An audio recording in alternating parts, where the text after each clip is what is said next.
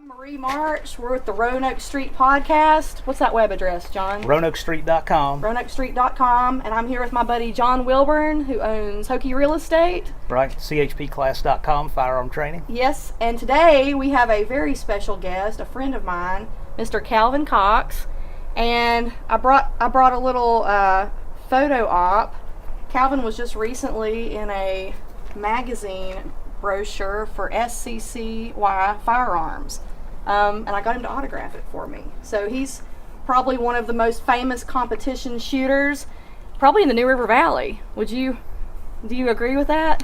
I don't know any other ones. I'm the only sponsored shooter. Yeah. Famous, I don't know and about. I don't think people, they don't really know we've got this gem of a person, living right here in our community. So we wanted to get him on a podcast and talk about what he does for a living and, just let him kind of talk to us for a while. Is there anything else, John? Well, tell us about this. Yeah. I work with the president of this company, initially with Hornady Manufacturing, which produces ammo. They're the fifth biggest loader in America? Exactly. Unbelievable folks to work with. And the president of the company actually left there and went to Sky Pistols. They're located in Florida. So one day he calls me up, and he knew that I'd been in the shooting world for quite some time, sponsored shooter.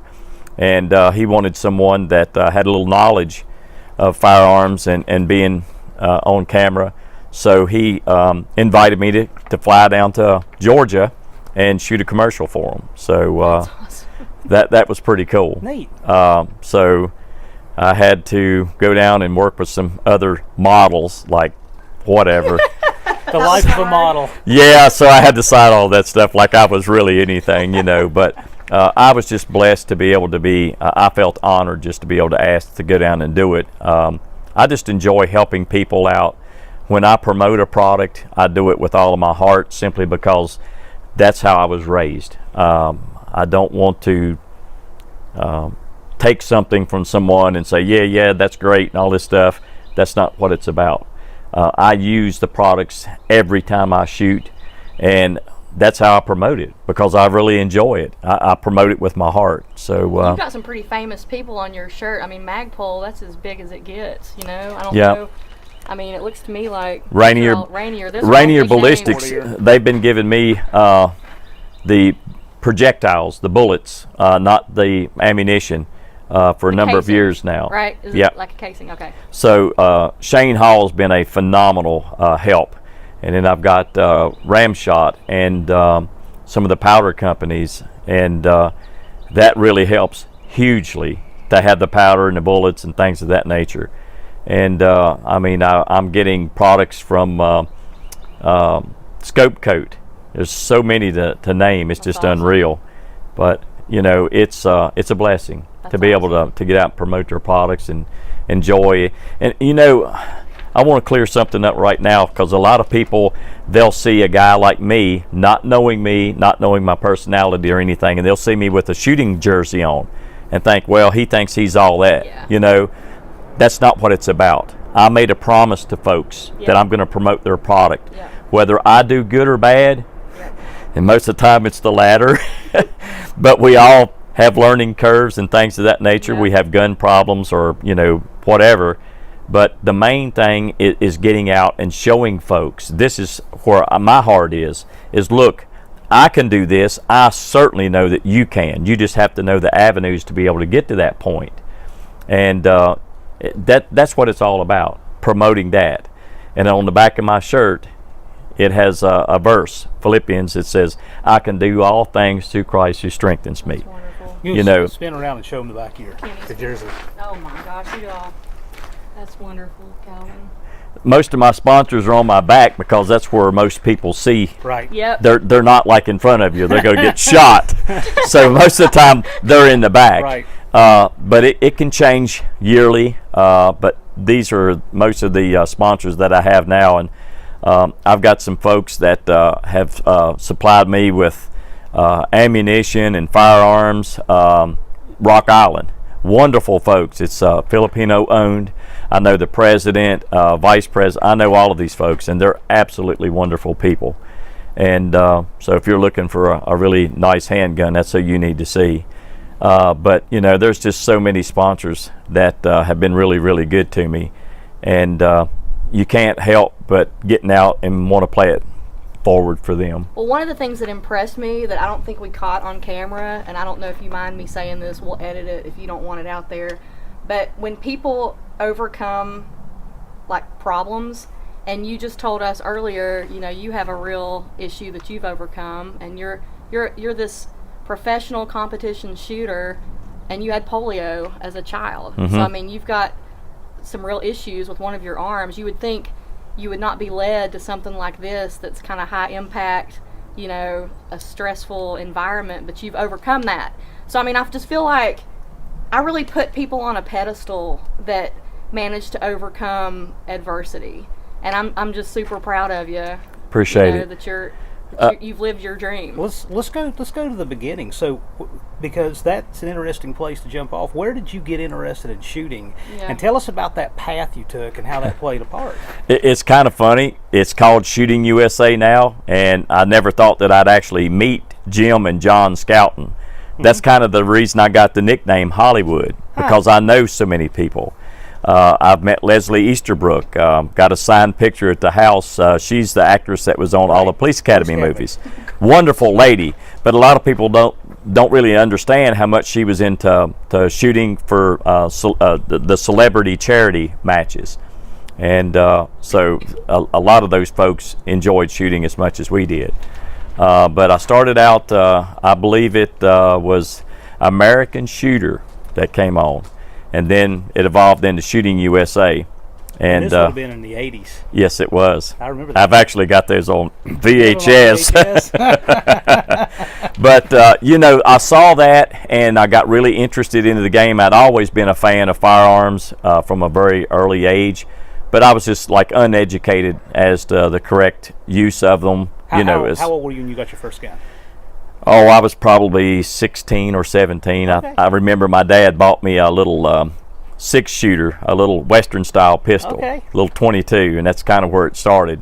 But I really have enjoyed firearms for a long time. But after I started finding local matches, and I started digging into it and doing my research, of course, at the time, it was not a whole lot of information on the internet. So I think I shot my first match at Roanoke Rifle and Revolver Club, and I started out with a 9mm Star pistol. All right. And it was okay, but it was not what these guys were shooting.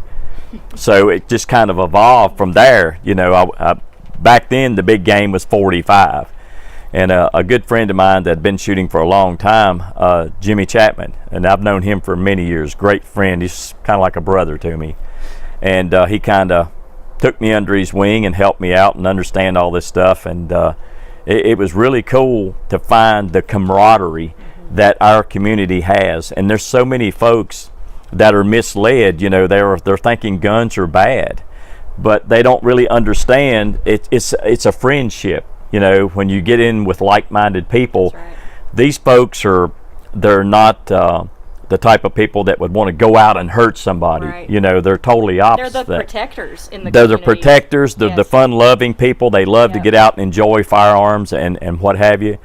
But it's something that you'd have to experience. I think most of you guys have experienced the same thing. It's kind of like a club that anybody can get into. That's right. We love new shooters. The ladies that are getting into it now, whereas before they were totally just terrified of firearms. But once they get into it and actually see their ability, then it's like, wow, this is kind of pretty cool. And it's no different than honing any skill, whether it's an athletic sport or whether it's cooking in a kitchen. You know, it's just something that you enjoy, and exactly, you put your energy into it and you get better and better at it. When we do these games, I call them games, the sport, it's really a sport. You for the most part, you have to be in pretty good shape, but not so much. It's kind of geared for everybody to shoot. Does round count as a shape? Yes. Then I'm good.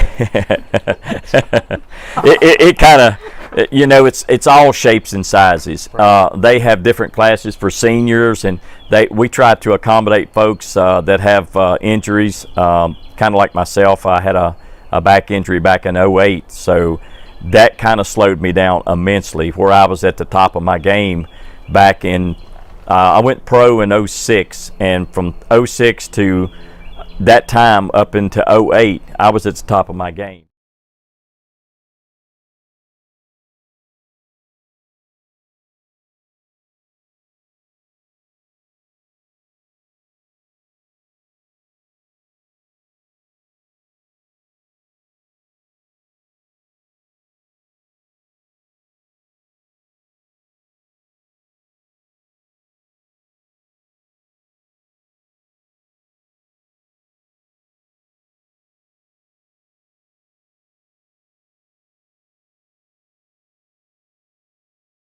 What does it take to become pro? Well, when you become pro, it means you're being paid. Yeah. So that's kind of gone away for me, simply because of my health situation. But as far as sponsorship, Is getting there timed trials, like you got to hit certain criteria? Well, the way our game works, you're more or less competing against yourself. But a lot of it is like 70% mental, and the rest is physical. Because you have to have the mindset to know how to break a stage down, know which targets you're going to engage, how many rounds is in the gun, making sure you don't sweep yourself with the muzzle or break a 180, which is, turning your firearm behind you. That's definitely a no-no. And there's judges. The judges are watching. we call them ROs, or range officers. One thing I'll jump in and for you guys who go to a range on a nice 70-degree day and you stand at your comfortable distance from the target and take all day to make that little pretty group, if you come out and shoot a match, you'll find out this group turns into that under stress. So I encourage you guys to do it because it'll make you better shooters. Absolutely. I have some of the best equipment that money can buy, and it's took a while to get there. And again, not boasting, I am blessed to be able to have that, and it's through my sponsors and other things that's made it available to me. And but having the best equipment in the world is worthless if you're not attuned to it and get acclimated to how it works and know the game. And this is a game. But when we're talking about street, just like he was talking about just a moment ago, when you carry, you have to carry with discretion. You carry, but that should be the last thing in your mind, that you have a firearm. You don't go looking for problems. You try to avoid them at all cost. So when you're carrying, you want to have the demeanor that if you come into a situation, you're looking for ways out. Not looking for a fight. And that's the reason a lot of my law enforcement buddies that I work with, and a lot of law enforcement, they understand that most concealed carry, well, all concealed carry folks have been vetted. So they know pretty much that they've gone and done the background checks for as good as you can. But the problem is there's a lot of people that kind of slip through the crack, but until you fix that heart problem, they'll kill you with anything. There's been more people killed with a hammer. Yes. Statistics show that they've been killed. More people have been killed with a hammer than a firearm. And it's a hate problem. Once they get that fixed, then you're good to go. But only God Himself can do that. But when I teach my classes, I teach folks to be aware of the law, how it pertains to them, and what they're able to do within those confinements. John does that too. John's really good. I took one of his classes, and he kind of taught us, your inalienable rights. And so I start with the rights, and then we layer the law on top of it. Yeah. But it's interesting because a lot of people have never questioned, like, where do our rights come from? Are they God-given or are they government-given? John kind of got us to start questioning that in this class, Like, are you born with the right to protect yourself? Yeah. I would think so. I think God kind of gives us that right. Exactly. Just like the animals have the right to protect themselves, why would humans be any different? That's right. I'm totally pro self-defense. Absolutely. And that's where I fall in. When anybody asks me my gun, theory or theology, it's always pro self-defense. And I empower my restaurant managers to also carry, because I believe that gun-free zones are where a lot of problems actually take Absolutely. place. I would agree with that 100%.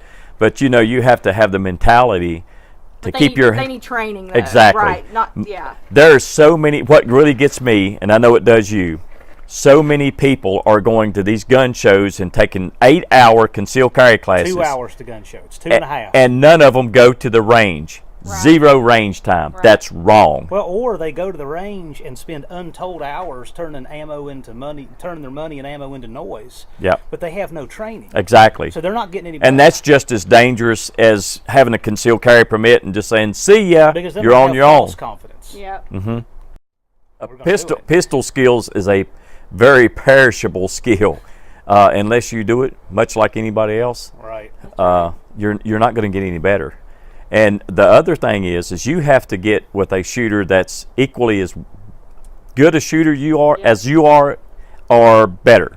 Right. You shoot down to them if you're with bad people. Because I played tennis, and if you play tennis with someone bad, you play bad. You end up playing down to their skill level. Right. It's true. Right. I just didn't know if that is the same with people that. When you do concealed carry classes, you have to do something much like that.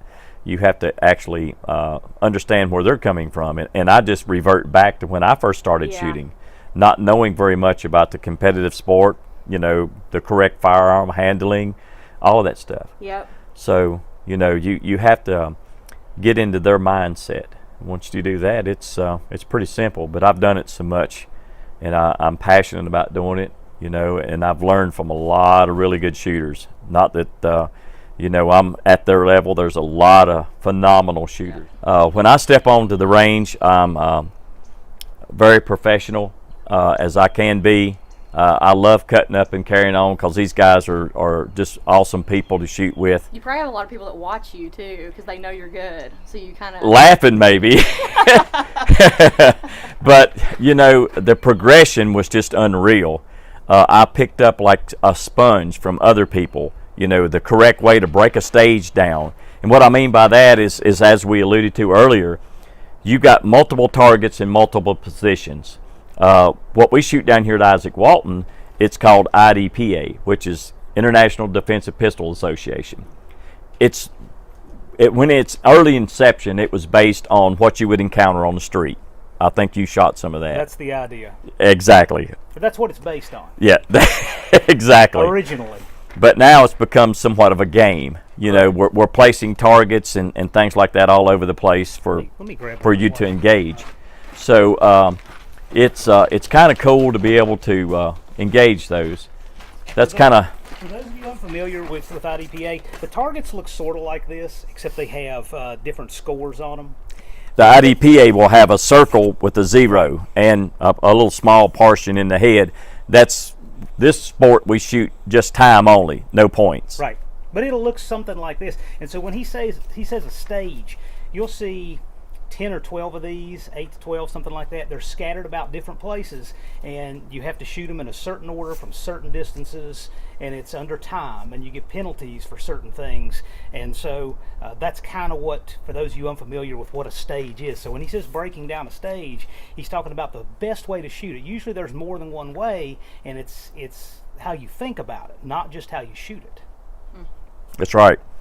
You have to know, in this sport, accuracy is everything. Speed needs to be in there, but you can only go as fast as you can be accurate. Absolutely. You cannot shoot fast enough to make up for misses. Yeah. It's just not going to happen. Right. So you have to have that equal balance, if you will. But we're moving, from one position to another, so you have to watch for foot faults. Make sure that you don't trip. That muzzle's always downrange. Unless you're pointing at a target, getting ready to engage it, that finger better be off of that trigger. We have ROs, range officers, that watch that. So if you have an infraction, whether you're tripped and you fall with a loaded firearm, then everything is stopped. The gun is cleared. We never have any hot guns on this stage. The only time we load is when we walk up to the line and the RO says load and make ready. Other than that, that gun is clean, clear, and you're just a cold range. We try to make this sport as safe as we possibly can for everybody that comes in, and you'll hardly ever hear of an incident where someone has got injured. It's very, very rare because that's what we try to do. Everybody, even as shooters and the RO, so we try to help out. They'll give you a stage breakdown. So when you get ready to shoot a stage, and when we have this match coming up Saturday, it's going to be 6 stages. every one of them's different distances. Some of them's closer, some of them's further away. So the ones that are further away, you have to kind of take your time. And we'll have some that has paint to where you'll have maybe this half of the target, or you may have two hands on here like this in a surrender. That will be a non-threat. Exactly. There'll be a penalty for shooting that. 5 seconds. So it's steep. So yeah, you do not want to shoot the innocent people. So there's like I said, it's a lot that goes into it. You have to really watch your time, because you're trying to do it as fast as you can, but be as accurate and safe. Do you get to view it before you step up? Like, can you analyze what you're going to do? Oh, absolutely. Okay. Absolutely. That's a good question, by the way, because they go in and do a stage breakdown. So the RO will actually tell you how this stage is to be shot. I gotcha. If you deviate from that, then you're going to get some points taken away. For those of you who have shot all your life, okay, the person who shot for 20 years or whatever, but you've not shot under stress, this is a great way to get an introduction to that, because you'll have an audience, a very supportive audience. I've never been to a match where anybody heckled or anything. Everybody's supportive. We want to see new people get involved. But this is a good way to put yourself under that little bit of stress. If the stage requires 10 rounds and that's what you're limited to in the magazine, guess what? You don't get to miss. So this does help you be a little bit more accountable for your shooting and shoot under pressure, and I think it's a great experience, especially for people who have never shot under stress. Do you do it, John? Do you do some of these events? Yes, I shoot matches occasionally. Yeah. Yes. I just wondered. But when I shoot matches, I shoot them from my t-shirt, holsters I carry every day, guns I carry every day. I reload the gun in competition just as I would on the range and in practice and in training, and that probably does slow me down a little bit, but that's okay because I'm consistent and I shoot matches for the practice, not for trophies. Right. And as you alluded to, you'll never hear anybody, unless we're just picking on each other's friends. Right. And of course, if we didn't do that, we wouldn't like you. But if you're a new shooter, it's unbelievable. You'll see so many people jumping in and say, hey, what you need, let me help you out, and teach them how to shoot a stage or something, and kind of take that nervousness off of them. There's no more pressure than you can think of other than getting shot at by having a timer on you and all of your peers behind you watching you, and you can feel their eyes on your back. I was like that when I first started. Whenever I'd shoot a stage, I was like this when I'd get off. I was jacked. Yep. Now it's not an issue because I'm used to it. So to me, when I hear the timer, that means get with it. And that's what I do. Everything else is phased out. I'm focused on my target, how many rounds I've got, the next target I'm going to shoot, from where I'm going to make a reload. I mean, it's just 8 or 10 things going on in my mind while I'm shooting that stage. Most stages are over in seconds. Is the gallery of folks, are they kind of quiet the way a golf is, where they just sort of do a bare... We try to do that. The etiquette? There is some talking in the background, but it's just like, low talking. Yeah. I've never heard a word uttered while I'm shooting. You'll be so focused that timer exactly. You'll never notice. Exactly. I was just kind of wondering, like, if we came to these, like, how do you act? I've never been a part of one. So. Well, you want to be able to let the RO communicate with the shooter. Gotcha. That's number one safety. You can't give helpful commands. Right. Once that timer goes off, hey brother, you're on your own. That's it. And you whatever mistakes you're going to make, you learn from them. Right. It's like, man, but you can't lose control. You have a loaded firearm in your hand, so you need to have that mentality. Like, okay, I can get angry at myself for what I've done, but you don't take it out on anybody else. It's all internal. You keep it to yourself. You might want to talk about it to somebody, like, man, I messed that up, or how did I do? A lot of competitors will have each other filming one another. Yeah. So we can actually go back to that and see it and go, now I know where I made my mistake. Yeah. Because when you're in the heat of the moment, as John referred to, your adrenaline's pumping. You don't see or think about none of this. So if you make a mistake, you might think, well, no, I'm not sure about that. Then when you go back to film, you can see it. You do some of that in your class too, don't you, John? We do a lot of things in class to try to transition people from thinking about their gun to thinking about what they're doing to thinking about the situation at hand. Yeah. So we have to try to get people's mind engaged where it needs to be. Yeah. If you think about and look at your gun, you are not thinking about what's going on out there. Right. So their mind is engaged in the stage. I think it's a valuable thing. Well, we do look at the firearm, and I try to teach people this on this magazine, for instance. You'll see that the front part is kind of rounded and the back is flat. There's a reason for that. Most firearms have a flat on the back. So you can feel it before you shove it. Exactly. So if you guys want to step back a little bit, I'll kind of give you a little demonstration. I'm going to be pointing my muzzle here, so if you want to come behind me, I can kind of show you. Yep. So what? And then of course the gun is unloaded. So what I do is when I'm shooting and I'm from here, so when I'm engaging a target, I pull the gun back in and I'm already reaching for my magazine.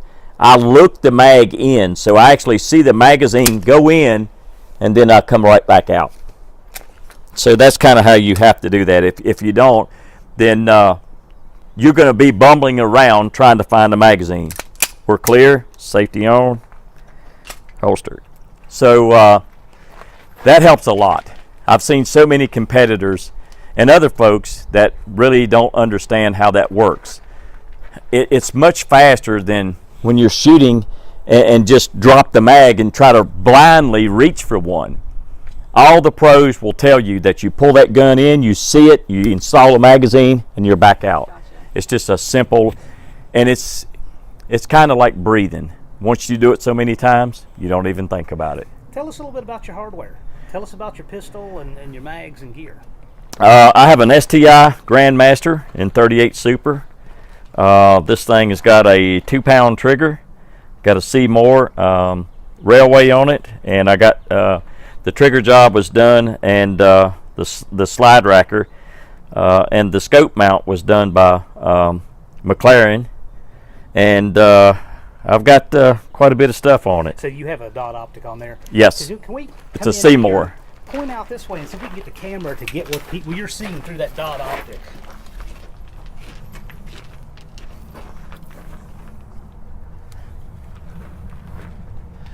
Let's turn it a little bit so people can see what you're seeing. So you guys can see there's a little red dot out there on those targets. That's what he's seeing. Just like that. Okay. That's a nice scope. Very quick. Oh, you guys are going to shoot this. But see this holster, so I've got a lock. Step out here so they can see the holster and how the holster works. I've got a lock that's in behind the trigger guard. Right. So it's natural for me to hit the gun exactly as high as I can on this beaver tail. Any gun that you shoot, you want to get as high as you can on a semi-auto. We call it driving a gun. Some people call shooting and or just trying to control the recoil. But the correct way is to get a high grip, and that's what actually the beaver tail is for.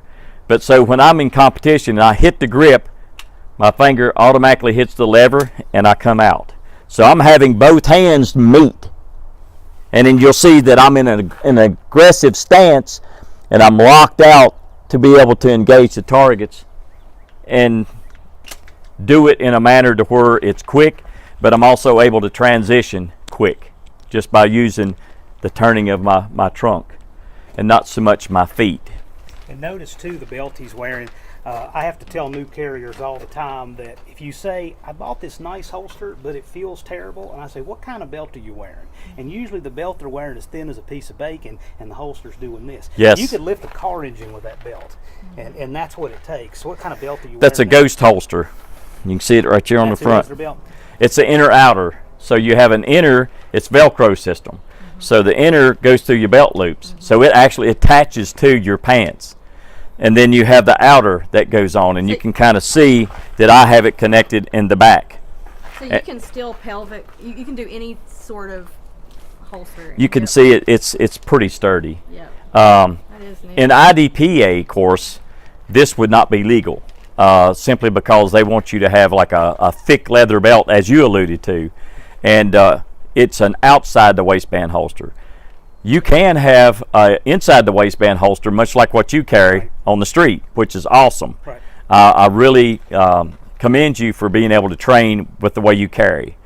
If you cannot get your firearm out from where it's holstered and concealed, it's paperweight. You have to get that firearm out and in a very effective time. Most shootings are over in 3 seconds. And ladies who carry in purses and guys who carry in coat pockets with no holster, we are talking to you. You cannot get that gun out as fast as you think you can. So carry in a holster. Find a holster that works for you and carry that way. So I'm guessing I'd be in trouble with you guys. You have a holster. Does that work? You have a holster. Yeah, that it's works. It's not riding around in the bottom of a it's purse. Pretty stationary. And it's not laying in a coat pocket upside down. It works. That works. And Jared made me get the shaved yes. that thing. That way I don't catch it on clothing. Exactly. Yeah. And under duress, that's one thing you do not want to do. Catching it on stuff. Exactly, because if you do, you could, quite frankly, you could accidentally shoot yourself. I know. So, about had that happen. but I try to teach people to dry fire all the time. Yeah. Like unload the firearm and practice from however you dress every day. Yeah. Yes. It should be like breathing. Yeah. Like for me, I carry my right flank close to my wallet, and I've got my reasons for that. Yeah.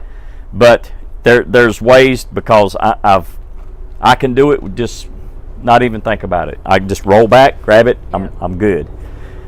My husband dry fires all the time. Unless it's a 22, you can dry fire, and the more you do that, the more acclimated, and actually you develop muscle memory. Yeah. And it's just, I feel like I don't have part of my clothing when I leave the house if I don't leave with my firearm. Oh, yes.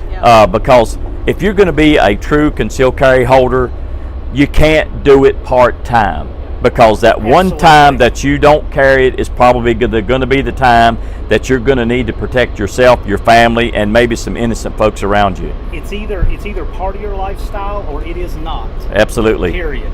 Yep. There really is no such thing as proficient part-time carry. Absolutely. If I thought that I'm going to carry because I'm going to this place or that place, I wouldn't go there.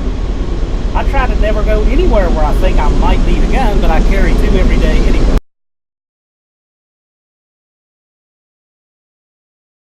Calvin, how much are those? These are about $3,500. Oh my gosh. They're made by Sport Ear. They custom fit these to me and other people. These are the Walker game ears. They're Bluetooth. Oh wow. And you charge the case, and then it charges these. So this is a charge for these things. Do you wear those when you're competing? Yeah. Well, I usually wear these when I'm shooting rifle, because when I go up with a rifle, and so I usually wear those shooting rifle. But I do wear a shooting pistol. If it's real hot, I'll wear these. But what are your ears worth? What is your hearing worth?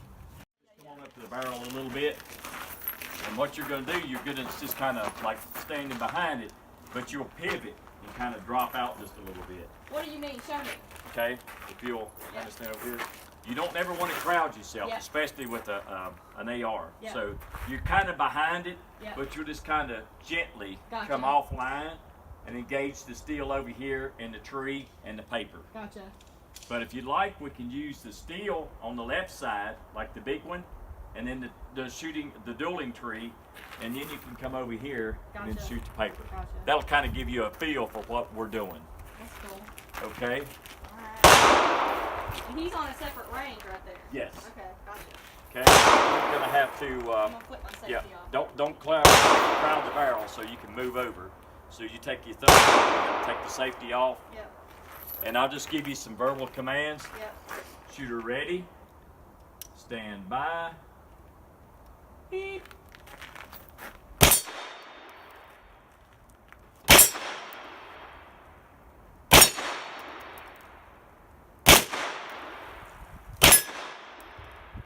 This is awesome. Okay. Shooter ready. Stand by and beat. And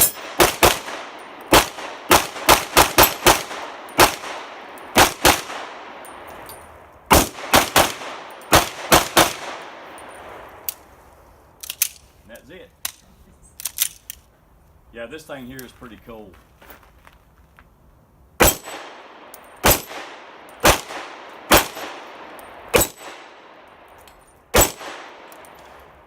Ready?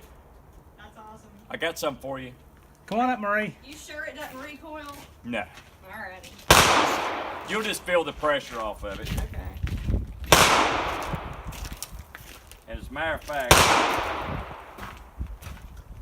I'm going to put a couple rounds in it for her just till she gets acclimated to it.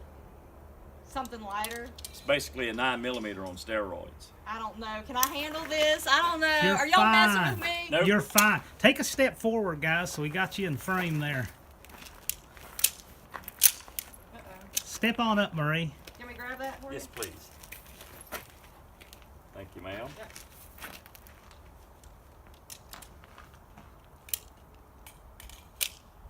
Okay. Go ahead and grab it. Really remember up high. Yep. There you go.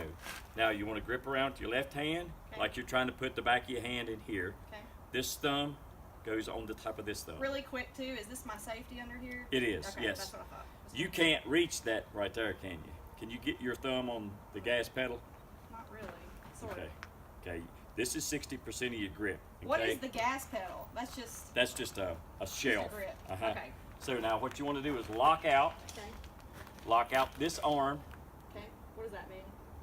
lock it out. Gotcha. There you go. This one will be bent just a little bit. Now you want to grip really hard. No, Calvin, this Oh, is scaring me. That's not that bad. Sure. Take this thumb, or I'll do it for you. Same thing. Okay. Just remember the trigger is light. So you're basically just leaning into it. Okay. Get both feet apart. Okay. There you go. Just kind of lean forward a little Okay. bit. Now just touch the trigger. Just squeeze. Nice. Gun don't hardly move. That's great. Man, I like it. What else? Okay. That's awesome. Now we're Love gonna it. really turn the wick up for her. My hands get really sweaty. I may have to go put my glove on because I'm Okay. already sweating to death. I Just get wipe, nervous. just and wipe your hands okay, off. Okay, okay. You're good. Now shoot this paper target as fast as you can. What did you do here? I just locked it in the safety zone. Remember, Okay. grip up high. Okay. Just get your same grip like you did. Okay. Okay. This thumb here. Okay. Actually, lay this thumb on that safety Okay. if you can. I know you got smaller hands than I do. Yep. Okay. Now put this thumb up here. Now Okay. when you push that safety off, it's hot. Okay. It's good to go. Right. So remember, get your feet side by side. Yep. There you go. Bend your knees just a little bit and lean forward. And just kind of like remember that aggressive mentality I was Yep. telling you about, like leaning forward like this, lean into it. Yeah. There you go. Now, let her rip.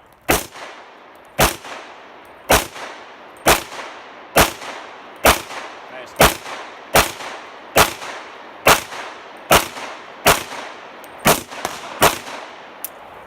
That's awesome. Now, let me see what this thing can really do. That's a really good group. Yeah, love it. A little funky. Yeah. All right. All right. Get your stance and your grip. I'm so That's okay. out of my element. Okay, finger around here, this thumb down. Yep. There you go. Good job. Yep. Now, remember this is 60-some% of your grip, so you want to lock this arm out. Okay. Good job. And that was just slightly I bent. gotcha. There you go. Just remember the pad of your finger. Yep. Put the red dot on it. Good job. Lower. Lower. Shooting just a little high. Good job. Just a tick high. Good job. You're out. That is great. Isn't that What thing a cool? nice little gun. Yes, Yeah, those I are love cool. it. That's fantastic, Calvin. Thank you. You're, I'm going to try to get you some good ammo here Well, that runs it. that's awesome. Yeah, put it down.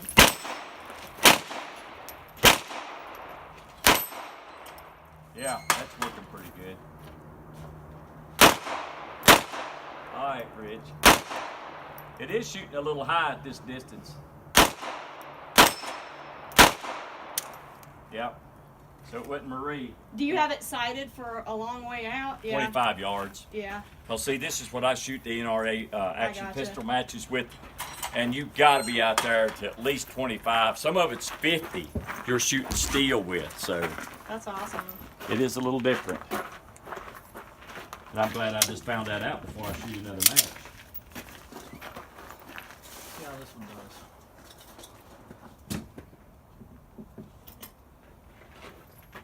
You gonna try yours too? Mine is like shooting high at this close distance. So it wasn't you.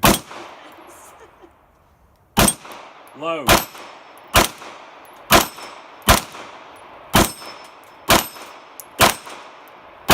you go. At first you was shooting low. Show them the optic you have on here, because I want to show them what the problem is with where they're hitting versus where they're aiming. The center of this optic and the center of that barrel is probably an inch. At least. It's at least an inch. And so if it's a 25-yard zero, that means that at 25 yards, that dot will go way and gradually converge with the point of that muzzle. Yeah.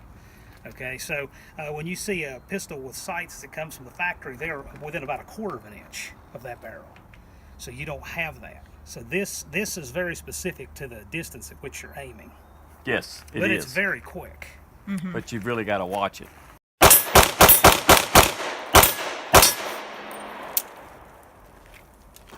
And that's how that thing runs. That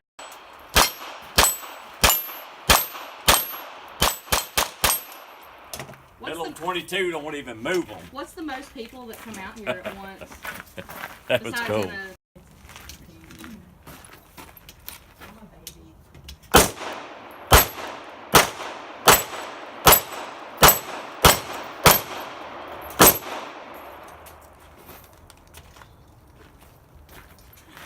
Shoot it.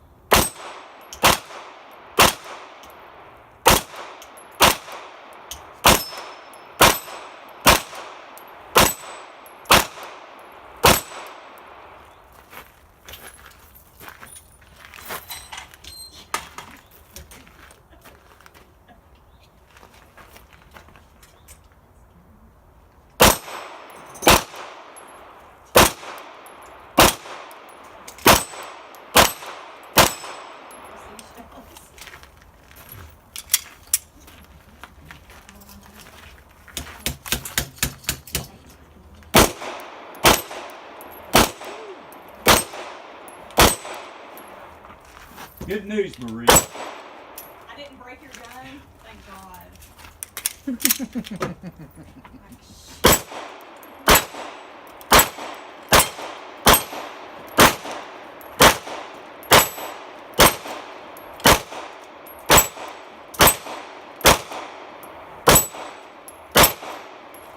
So I've got kind of a dumb question.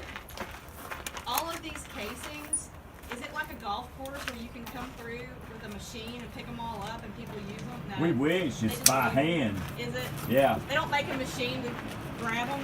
No. All right, Miss Or a Marie. magnet or anything? And they don't make a brass magnet either, because if they did, I'd be rich. Yeah. Here you go, Marie. I hate to shoot your high dollar stuff. Whatever. Okay. Here you go, ma'am. Alrighty. Let's see here what we got. On your safe on. There you go. Alright. Remember, take your thumb and push the safety off. Yep. There you go. Shoot whatever your little heart desires. Yep. I'm going to step out the picture.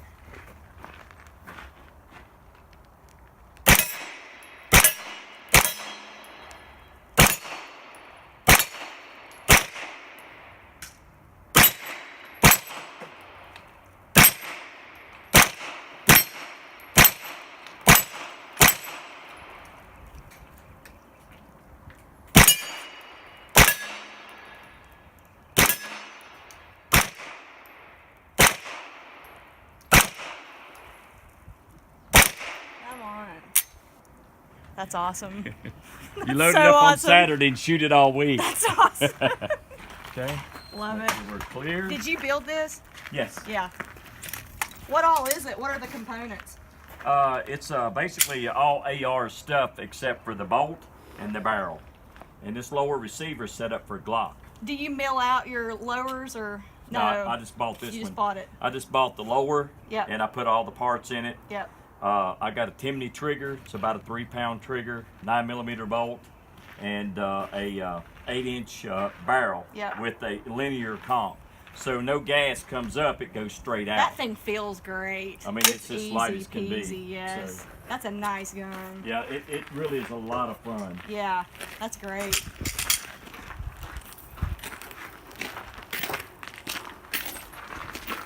Now it's John's turn. Do you want me to film it, John? You want to? Yep. Okay.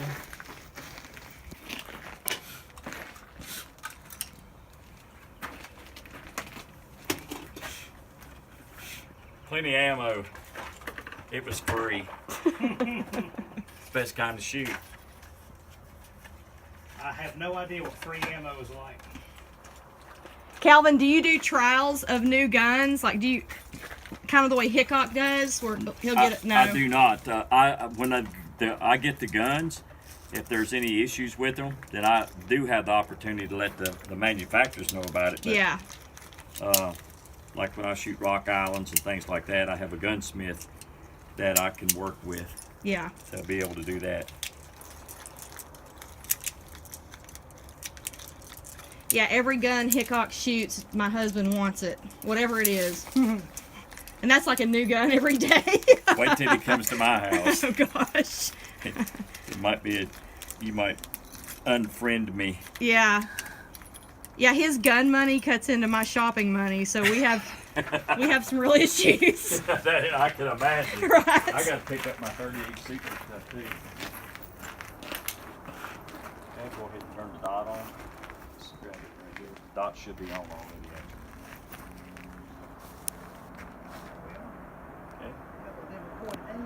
Yep. I like it. Slide right.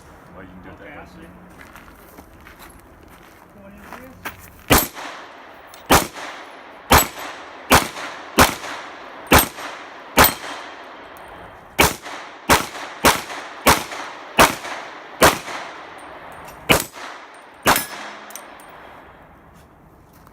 Awesome. Nice, very nice. Okay. Got a lot of weight to it. Muzzle down. There we go. How do you like that? Is that cool? Got a lot of weight This to one won't lock back, it. Okay. but having that extra weight, you know, for me, it's not that bad. But I don't think the slide locking back is a virtue anyway. yeah, in this sport, I already know how many rounds I got in there. If I need to do a reload, I'll do it. You know, it's just So that right there. Just if it locks back, you got to reach way up there, and you don't want to do that. So Calvin, do you pretty much count every single round you shoot like automatically at this point? Most targets takes 2 rounds. Okay. Unless they specify, like IDPA, they'll tell you it takes 3 rounds or 6 rounds. USPSA, most of the time it takes 2 rounds. Sometimes you might need to pick up a shot. Like if you shot at it and for whatever reason you pulled a shot and you missed, you have the opportunity to come back and shoot it. Once you do that though, I always put extra rounds in there just for that. But you know, I know exactly how many I'm shooting, and Yeah. it just takes a lot of practice. Yep. You know, you got to go in there and know how many rounds you're going to have to shoot the stage. Yep. I always take an extra magazine because you don't never know when that magazine might malfunction, Right. like we're having here. But this is real world stuff. Yep. You know, we're not putting anything up that we don't typically have happen when you go to shoot a match. So that's kind of Right. cool. Of course, you get to see stuff that really does happen. When you see people running these guns hard, things break that you don't normally see break. Yep. And you see guns that sometimes have 5, 10, 15, 20,000 rounds on them, and it's like a really high mileage car. So there are things that people have break on guns here that you won't see anywhere else. Right. The average gun gets shot 7 times in the gun's life per owner. That's the average. You're kidding. Because there's a whole lot of guns that get sit in a box and never get shot. And there's some that get shot a little, and then there's a very, very few that get shot a lot. From the holster? We'll go from the holster, and on the F command, Shooters ready. Stand by. Fight!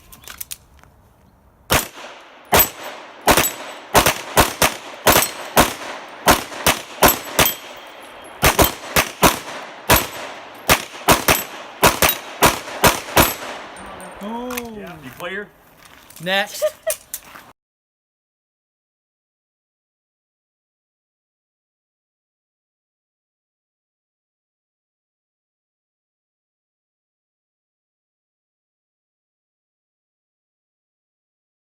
Whatever you do, don't think about the possibility that your crack is showing when you're down there. Well, you know what that does. It gets in your You know head. what that, you know What do you immediately. think he's going to be doing like this? Before he gets- Exactly.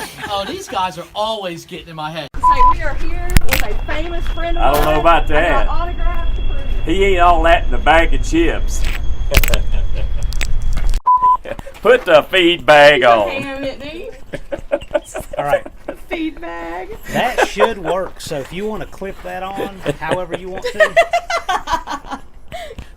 That's You awesome. recording? Yes, Calvin, you got this.